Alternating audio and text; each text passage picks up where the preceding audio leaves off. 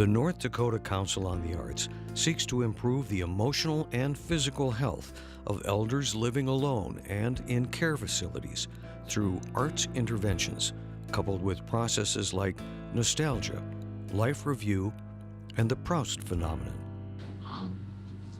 Cancer and heart disease are not the biggest enemies of our residents. It's the feeling that they're useless, that they don't matter to anybody anymore, or they don't contribute to society or to anybody else's life anymore. And Arts for Life just fits hand in glove beautifully with that line of thinking. Numerous studies illustrate the positive influence of the arts on health and wellness. Dozens of articles and detailed step-by-step artistic activity plans developed by folk and traditional artists, fine artists, folklorists, physicians, nurses, speech therapists, and more are available online. Music and guided imagery have been shown to trigger memories, reduce pain, and positively affect heart rate, blood pressure, and brainwave activity. Learn how to utilize these processes. I remember one of the first activities we did was we had a bluegrass group come, the Monroe Crossing, and they put on a performance here, and they had mingled with the folks. And once the music started and all the residents were gathered, even those that were I can't think of the word, but they're not really conscious of what's going on around them. One of the gentlemen was in a wheelchair, had had a stroke, and was basically unresponsive. The minute the bluegrass music started, his fingers started tapping in time to the music on his wheelchair arm. His wife was standing behind and saw this happening, and she was moved to tears, as were anybody else that knew of his situation. That was a very powerful thing to see the music break through the barriers that seemingly he hadn't been able to communicate. Loneliness and social isolation increase the likelihood of mortality by 26% and 29%. Learn how artistic greeting cards can be used to bring people together. Folk recreation programs involving art, music, and games embedded in one's culture improve cognitive function for those with dementia. Access resources involving regional folk arts. And we're reaching a corner of their psyche or their memory that brings back a positive reaction in them, and it has an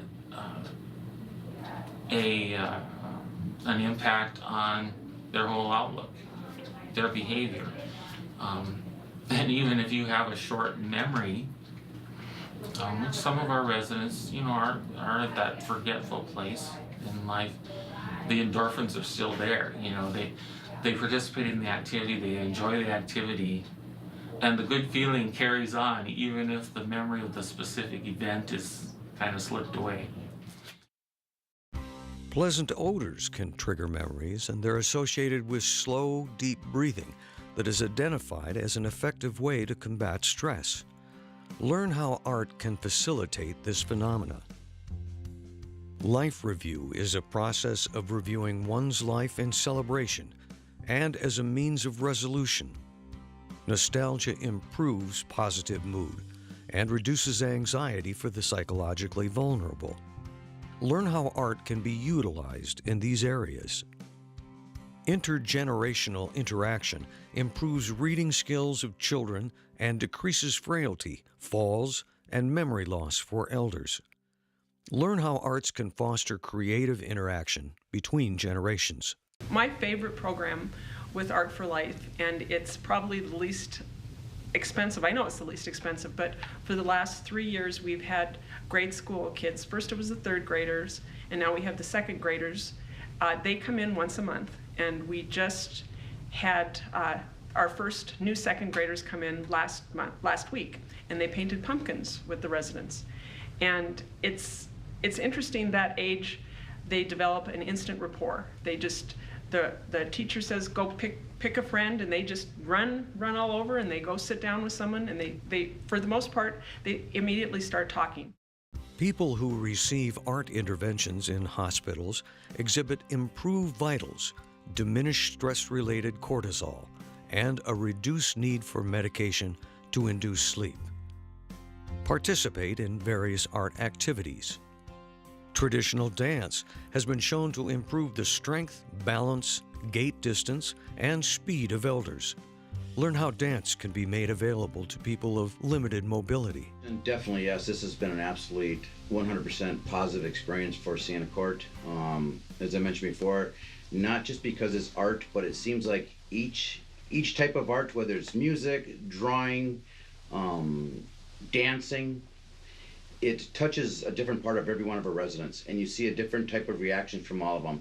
Whether some just smile and listen, but we've got many residents that are very, like I said earlier, that are very withdrawn, and once it's either dancing that starts, the music starts, or somebody starts doing a story or telling a story, it is just amazing to see. You can almost see it reaching within them. These and many more activity plans are based upon the content of Sundogs and Sunflowers, Folklore and Folk Art of the Northern Great Plains, a nationally recognized and award-winning book. Take Flight and On the Edge of the Wind, guided imagery CDs with user manuals. A guide detailing the Art for Life program and the connection between arts and the health and wellness of elders is also available online.